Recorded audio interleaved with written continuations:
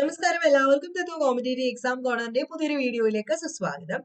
അപ്പം 2024 നടക്കാൻ പോകുന്ന ഡിഗ്രി ലെവൽ എക്സാംസിന് വേണ്ടിയിട്ട് കേരള ഹിസ്റ്ററിയിലെ ശ്രീധര മേനോൻ സാറിന്റെ ടെക്സ്റ്റ് ബുക്കിന്റെ 11ാമത്തെ വീഡിയോ ആണ് നമ്മൾ ചെയ്യാൻ പോകുന്നത്. ഇപ്പൊ നമ്മൾ ചെയ്തുകൊണ്ടിരിക്കുന്നത് എവിടെയാണെന്ന് എല്ലാവർക്കും അറിയാലോ. ഡച്ചുകാരുടെ വരവ്, ഡച്ചുകാരുടെ നയങ്ങള്, ഡച്ചുകാർ നടത്തിയ ഉടമ്പടികള്, ഡച്ചുകാരുടെ മതനയം, ഡച്ചുകാർ ക്ഷയിക്കാൻ കാരണമായ കാര്യങ്ങളൊക്കെ ഉൾപ്പെടുന്ന ചാപ്റ്റർ ആണ് പഠിക്കുന്നത്. അപ്പൊ 10 വീഡിയോ കണ്ടിട്ടില്ലാത്തവർ അത് കണ്ടതിന് ശേഷം 11ാമത്തെ വീഡിയോ കാണാനായിട്ട് ശ്രമിക്കുക.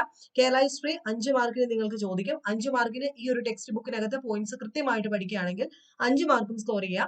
ഡിഗ്രി ലെവൽ പ്രിലിംസ് ആയിക്കോട്ടെ, മെയിൻസ് ആയിക്കോട്ടെ, ഈ 5 മാർക്ക് എന്ന് പറയുന്നത് നമ്മളെ സംബന്ധിച്ച് നിലവിൽ വളരെ ഇമ്പോർട്ടന്റ് ആണ്. സോ നമുക്ക് ക്ലാസ് സ്റ്റാർട്ട് ചെയ്യാം. ഡച്ചുകാർ ഉണ്ടാക്കിയ ഉടമ്പടിയാണ് നമ്മൾ തുടങ്ങാൻ പോകുന്നത്. നോക്കിക്കോളൂ. ഡച്ചുകാർക്ക് കൊച്ചിയിൽ കൈവന്ന വിജയം അവരുടെ പദവി ഉയർത്തുകയും അവരുടെ സംരക്ഷണം സ്വീകരിക്കാൻ പല പ്രാദേശിക ശക്തികളെ പ്രേരിപ്പിക്കുകയും ചെയ്തു. അപ്പൊ നമ്മൾ ഓൾറെഡി മുമ്പത്തെ ക്ലാസ്സിൽ എന്താ പറഞ്ഞിരുന്നത് ഓർമ്മയുണ്ടല്ലോ. എന്തൊക്കെയായിരുന്നു? കൊച്ചിയില് ഡച്ചുകാര് എങ്ങനെയാണ് 1663 കൊച്ചി പിടിച്ചടക്കിയത്, അതുമായിട്ട് ബന്ധപ്പെട്ട കാര്യങ്ങളൊക്കെ നമ്മൾ കഴിഞ്ഞ ക്ലാസ്സിൽ പറഞ്ഞു. ഇനി ഈ കൊച്ചിയിൽ വിജയിച്ചത് കൊണ്ട് ഡച്ചുകാരുടെ പദവിയൊക്കെ ഉയരുകയും അവരുടെ സംരക്ഷണം സ്വീകരിക്കാൻ പല പ്രാദേശിക ശക്തികളെ അത് പ്രേരിപ്പിക്കുകയൊക്കെ ചെയ്തു. പുറക്കാട്, പറവൂര്, ആലങ്ങാട്, ഇടപ്പള്ളി എന്നിവിടങ്ങളിലെ രാജാക്കന്മാര് 1663 ഡച്ചുകാരുമായി ഉടമ്പടി ഉണ്ടാക്കി അവരുടെ മേൽക്കോയ്മ സ്വീകരിച്ചു. 1663 ഡച്ചുകാർ കൊച്ചി പിടിച്ചടക്കിയത്. അത് നമ്മൾ പഠിച്ചല്ലോ. 1663 ഡച്ചുകാര് കൊച്ചി പിടിച്ചെടുത്തു. അതിനുശേഷം കൊച്ചിയിൽ വിജയിച്ചപ്പോഴത്തേക്കും അവിടുത്തെ പ്രാദേശിക ശക്തികളെല്ലാം തന്നെ ഈ ഡച്ചുകാരെ അംഗീകരിക്കുകയും ചെയ്തു. അങ്ങനെ 1663 പുറക്കാട്, പറവൂര്, ആലങ്ങാട്, ഇടപ്പള്ളി എന്നിവിടങ്ങളിലെ രാജാക്കന്മാരുമായിട്ട് ഡച്ചുകാര് ഒരു ഉടമ്പടി ഉണ്ടാക്കി. അങ്ങനെ ഈ രാജാക്കന്മാര് ഡച്ചുകാരുടെ മേൽക്കോയ്മ സ്വീകരിച്ചു. തങ്ങളുടെ രാജ്യങ്ങളിൽ കച്ചവടത്തിനുള്ള എല്ലാ സൗകര്യങ്ങളും അവർക്ക് ഏർപ്പെടുത്തി കൊടുക്കുകയും ചെയ്തു. ഏതൊക്കെ രാജാക്കന്മാരാണെന്ന് ഓർമ്മയുണ്ടല്ലോ. പുറക്കാട്, പറവൂര്, ആലങ്ങാട്, ഇടപ്പള്ളി. ഡച്ചുകാര് 1663 ഫെബ്രുവരിയില് പോർച്ചുഗീസുകാരിൽ നിന്നും കണ്ണൂർ കോട്ട പിടിച്ചെടുത്തു. വളരെ ഇമ്പോർട്ടന്റ് ആണ്. ഡച്ചുകാര് 1663 ഫെബ്രുവരിയില്. അപ്പൊ ഓൾറെഡി നമ്മൾ പറഞ്ഞു 1663 ഡച്ചുകാർ എന്തെടുത്തത്? കൊച്ചി പിടിച്ചെടുത്തത്. അതിനുശേഷം അവർക്ക് നല്ല കാലമായിരുന്നു ആണല്ലോ. അപ്പൊ അങ്ങനെ നല്ല കാലത്തിന്റെ ഫലമായിട്ട് പല പ്രാദേശിക നേതാക്കന്മാരുമായിട്ടും രാജാക്കന്മാരുമായിട്ടൊക്കെ ഉടമ്പടി ഉണ്ടാക്കി. അതേ വർഷം തന്നെ 1663 പോർച്ചുഗീസുകാരിൽ നിന്നും ഡച്ചുകാരെ എന്ത് പിടിച്ചെടുത്തു? കണ്ണൂര് കോട്ട പിടിച്ചെടുത്തു. എഴുതി വെക്കണേ. 1663 മാർച്ച് 20-ാം തീയതി അവർ കോലത്തിരിയുമായി ഒരു ഉടമ്പടിയിൽ ഏർപ്പെട്ടു. 1663 മാർച്ച് 20-ന് അവർ കോലത്തിരിയുമായിട്ട് ഒരു ഉടമ്പടിയിൽ ഏർപ്പെട്ടു. അതിൽ മറ്റു പല കാര്യങ്ങളുടെയും കൂട്ടത്തില് കണ്ണൂർ പട്ടണം ഡച്ചുകാർക്ക് വിട്ടുകൊടുക്കണമെന്നും പോർച്ചുഗീസ് വൈദികന്മാരെ അവിടെ നിന്നും ബഹിഷ്കരിക്കണമെന്നും വ്യവസ്ഥ ചെയ്തു. കോലത്തിരി എവിടുത്തെയാണ്? കണ്ണൂരെയാണെന്ന് നമുക്കറിയാം. അപ്പൊ 1663 ഫെബ്രുവരിയിലാണ് കണ്ണൂർ കോട്ട പോർച്ചുഗീസുകാരുടെ കയ്യിൽ നിന്നും ഡച്ചുകാർ പിടിച്ചെടുത്തത്. അതിനുശേഷം 1663 മാർച്ച് 20-ാം തീയതി കോലത്തിരിയുമായിട്ട് ഇവർ ഒരു ഉടമ്പടി വെച്ചു. ആ ഉടമ്പടി പ്രകാരം എന്താ പറഞ്ഞത്? കണ്ണൂരിലെ പട്ടണം, ആ പട്ടണം ഡച്ചുകാർക്ക് കൊടുക്കണം. പോർച്ചുഗീസിലെ വൈദികന്മാര്, നമ്മൾ ഓൾറെഡി പറഞ്ഞിട്ടുണ്ടായിരുന്നു, പോർച്ചുഗീസുകാരുടെ മതനയം വളരെ വൃത്തികെട്ട മതനയമായിരുന്നു. അപ്പൊ അവരുടെ വൈദികന്മാരെ കണ്ണൂർ കോട്ടയിൽ ഇപ്പോഴും ഉണ്ട്. അവരെയൊക്കെ അവിടെ നിന്നും ഓടിച്ചു വിടണമെന്നും വ്യവസ്ഥ ചെയ്തിരുന്നു. 1664 ജൂലൈ മാസത്തിൽ ഉണ്ടാക്കിയ പുതിയ ഒരു ഉടമ്പടി പ്രകാരം കണ്ണൂരിലെ കുരുമുളക് കച്ചവടത്തിന്റെ കുത്തക ഡച്ചുകാർക്ക് കിട്ടി. ഓക്കെ. 1664 ജൂലൈ മാസത്തിൽ ഉണ്ടാക്കിയ പുതിയ ഒരു ഉടമ്പടി പ്രകാരം കണ്ണൂരിലെ കുരുമുളക് കച്ചവടത്തിന്റെ കുത്തക ഡച്ചുകാർക്ക് കിട്ടി. അപ്പൊ അതുവരെ ആർക്കായിരുന്നു? പോർച്ചുഗീസിനായിരുന്നേ. അവർ 1664 കണ്ണൂരെ ആലി രാജാവുമായി വെവ്വേറെ 2 ഉടമ്പടികൾ ഉണ്ടാക്കുകയും അവയനുസരിച്ച് ആലി രാജാവ് കയറ്റുമതി ചെയ്യുന്ന കുരുമുളകത്തിന്റെയും ഏലത്തിന്റെയും അളവ് ക്ലിപ്തപ്പെടുത്തുകയും ചെയ്തു.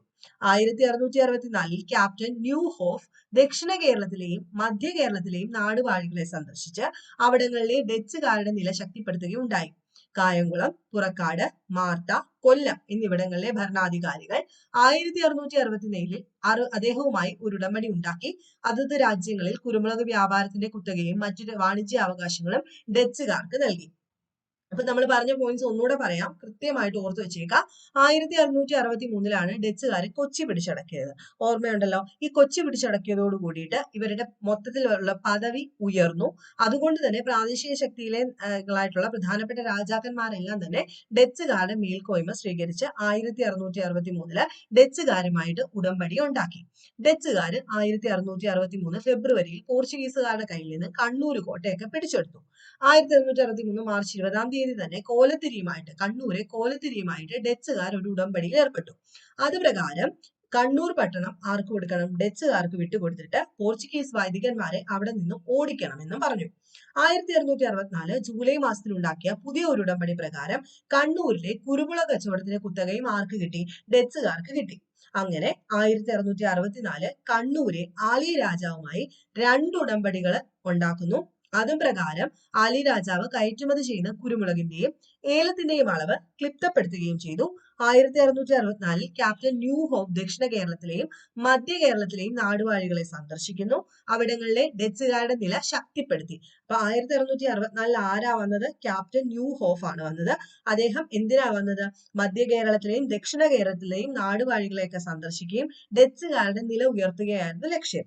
അങ്ങനെ കായംകുളം, പുറക്കാട്, മാർത്ത, കൊല്ലം എന്നിവിടങ്ങളിലെ ഭരണാധികാരികള് 1664 ആരുമായിട്ട് ഉടമ്പടി ഉണ്ടാക്കി? ക്യാപ്റ്റൻ ന്യൂ ഹോഫുമായിട്ട് ഉടമ്പടി ഉണ്ടാക്കുകയും അതത് രാജ്യങ്ങളിൽ കുരുമുളക് വ്യാപാരത്തിന്റെ കുത്തകയും മറ്റു വാണിജ്യ അവകാശങ്ങളും അതുവഴി ഡച്ചുകാർക്ക് കിട്ടുകയും ചെയ്തു. വളരെ ഇമ്പോർട്ടന്റ് ആണ്, കൃത്യമായിട്ട് പഠിച്ചു വെക്കുക. ഇപ്പൊ മനസ്സിലായല്ലോ? ഇനി നോക്കാം, ഇപ്പൊ ഡച്ചുകാരുടെ കയ്യിൽ എന്തുണ്ട്? കൊച്ചിയുണ്ട്. ഇനി ഡച്ചുകാരെ കൊച്ചിയിൽ ഏത് നയമാണ് കൈക്കൊണ്ടതെന്നാണ് നമ്മൾ പറയുന്നത്. 1673 കൊച്ചിയിലെ കമാൻഡിയർ ആയിട്ട് ഹെൻറിക്സ് വാൻ ബ്രീഡ് വന്നത് ഡച്ച് ശക്തിയുടെ വികാസത്തിന്റെ ഒരു വ്യതിയാനത്തിന് ആരംഭമായി. അപ്പൊ ആര് വരുന്നു? കൊച്ചിയിലെ കമാൻഡർ ആയിട്ട് വന്ന ഒരു ഡച്ചുകാരനായിരുന്നു ഹെൻറിക്സ് വാൻ ബ്രീഡ്. പഠിച്ചു വെക്കുക, ഹെൻറിക്സ് വാൻ ബ്രീഡ്. വർഷം 1673. പിടിച്ചെടുത്തത് 1663. ഇദ്ദേഹം വന്നത് 1673 ഇദ്ദേഹത്തിന്റെ വരവോട് കൂടിയിട്ട് ശക്തമായിട്ട് നിന്നതിന് ഒരു വ്യതിയാനം ഉണ്ടായി. തദ്ദേശീയ ശക്തികളെ ഡച്ചുകാരുടെ ഫലപ്രദമായ നിയന്ത്രണത്തിൽ കൊണ്ടുവരാനുള്ള സുനിശ്ചിതമായ ഒരു നയത്തിന് അദ്ദേഹം രൂപം കൊടുത്തു.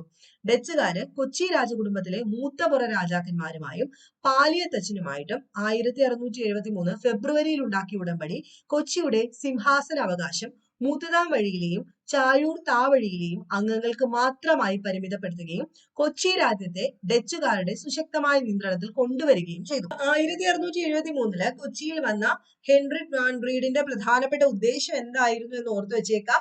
കൊച്ചി രാജ്യത്തെ ഡച്ചുകാരുടെ നിയന്ത്രണത്തിൽ കൊണ്ടുവരിക. അതിന് കൊച്ചി രാജകുടുംബത്തെ മൊത്തത്തിൽ ഒന്ന് അഴിച്ചു പണിഞ്ഞു. 1673 ആരുമായിട്ടുണ്ടാക്കിയ ഉടമ്പടിയാണ്? മൂത്തമുറ രാജാക്കന്മാരുമായിട്ടും പാലിയത്തച്ഛനുമായിട്ടും. ഓക്കെ ആണെന്ന് വിശ്വസിക്കുന്നു. 1674 സെപ്റ്റംബറിൽ ഉണ്ടാക്കിയ ഒരു ഉടമ്പടിയില് ഡച്ചുകാർ നിയമിക്കുന്ന ഗുമസ്തന്മാരെ കൊണ്ട് വേണം കൊച്ചി രാജാവ് അദ്ദേഹത്തിന് കണക്കുകൾ എഴുതിക്കുക എന്ന വ്യവസ്ഥ ചെയ്തു. അപ്പൊ 1673 ഇവരുടെ രാജാക്കന്മാർ ആരൊക്കെ വേണം രാജഭരണം നടത്താൻ എന്നുള്ള കാര്യത്തിൽ തീരുമാനമെടുക്കാൻ ഡച്ചുകാർക്ക് കഴിഞ്ഞു.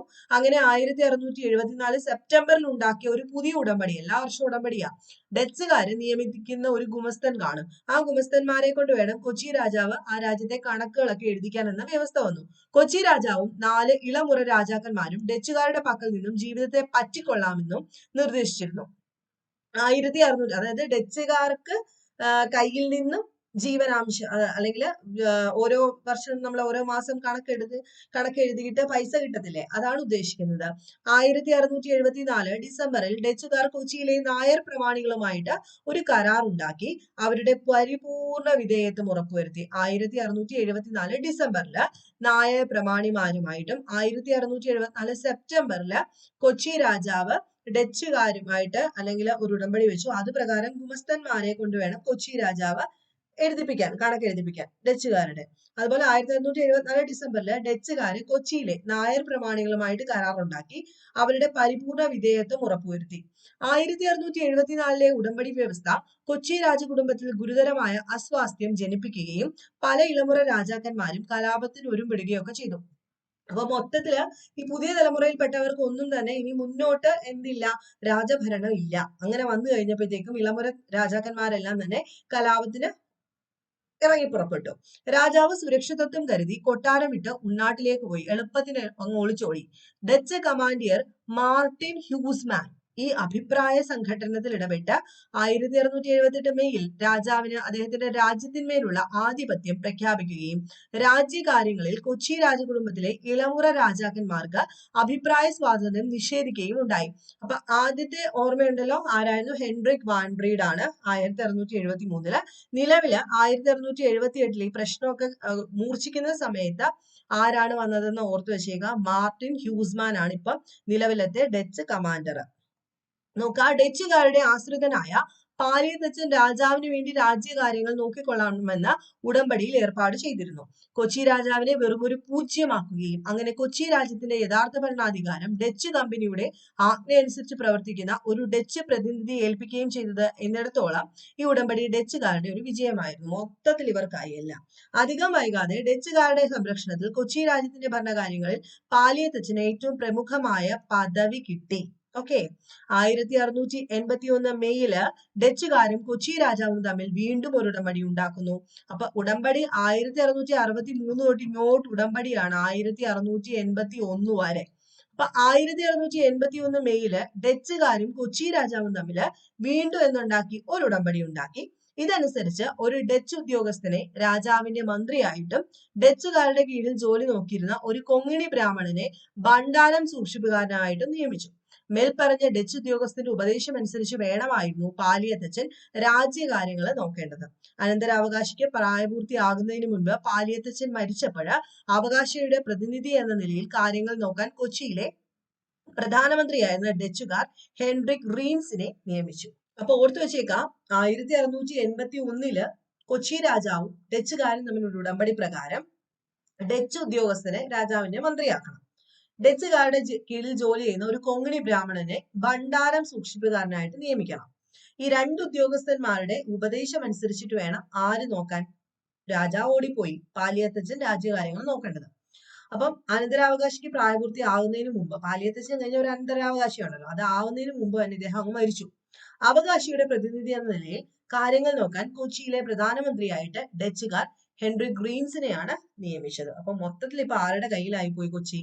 മൊത്തത്തില് ഡച്ചുകാരുടെ കയ്യിലായിട്ട് മാറി. ഇന്നത്തെ ക്ലാസ്സിൽ നമ്മൾ ഡിസ്കസ് ചെയ്തത് ഡച്ചുകാർ ഉണ്ടാക്കിയ ഉടമ്പടികളാണ് പ്രധാനപ്പെട്ടത്. അത് കൂടുതൽ നമ്മൾ കൊച്ചിയുമായിട്ട് റിലേറ്റ് ചെയ്താണ് പറഞ്ഞത്. അപ്പൊ ഇന്ന് പറഞ്ഞ പോയിന്റ്സ് കൃത്യമായിട്ട് നിങ്ങൾക്ക് മനസ്സിലാവുന്നുണ്ടോ? ഞാൻ പറയുന്ന കാര്യം നിങ്ങൾക്ക് ഫോളോ ചെയ്യാൻ പറ്റുന്നുണ്ടോ എന്നുള്ളതാണ്. കേൾക്കുമ്പോൾ ഇത് മലയാളമാണെങ്കിലും അല്ലെങ്കിൽ വായിക്കുമ്പോൾ ഇത് മലയാളമാണെങ്കിലും ഇതിനകത്ത് ഒരുപാട് പോയിന്റ്സ് നമ്മൾ എക്സ്പ്ലെയിൻ ചെയ്ത് വരുമ്പോൾ പലപ്പോഴും സംശയം തോന്നാം. എല്ലാവരും പറയുന്ന പോലെ തന്നെ വളരെ ടഫാണ് ഈ ഒരു പുസ്തകം പഠിച്ചെടുക്കാനായിട്ട്. പക്ഷെ പഠിച്ചെടുത്തു കഴിഞ്ഞാൽ 5 മാർക്ക് ഷോർട്ടായിട്ട് കിട്ടുകയും ചെയ്യും. അപ്പൊ നമുക്ക് ആദ്യം ഈ ഒരു സെക്ഷൻ തീർന്നതിന് ശേഷം ഇടയ്ക്ക് വെച്ചിട്ട് നമുക്ക് ഇതുമായിട്ട് റിലേറ്റ് ചെയ്ത് വരുന്ന ക്വസ്റ്റ്യൻസ് ഡിസ്കസ് ചെയ്ത് നോക്കാം. അപ്പൊ നമുക്ക് കുറച്ചുകൂടെ കാര്യമായിട്ട് മനസ്സിലാവും. അപ്പൊ ഇന്നത്തെ ക്ലാസ് എന്തെങ്കിലും നിങ്ങൾക്ക് സംശയം ഉണ്ടെങ്കിൽ താഴെ കമന്റ് ചെയ്ത് ചോദിക്കാം. കുറച്ചുകൂടെ ലെങ്തി വീഡിയോ വേണമെങ്കിൽ അതും പറയുക. അതല്ല ഈ രീതിയിൽ ഷോർട്ട് വീഡിയോസ് ആണ് നിങ്ങൾക്ക് താല്പര്യമെങ്കിൽ അങ്ങനെ പറയുക. നെക്സ്റ്റ് വീഡിയോയിൽ കാണാം. ബൈ.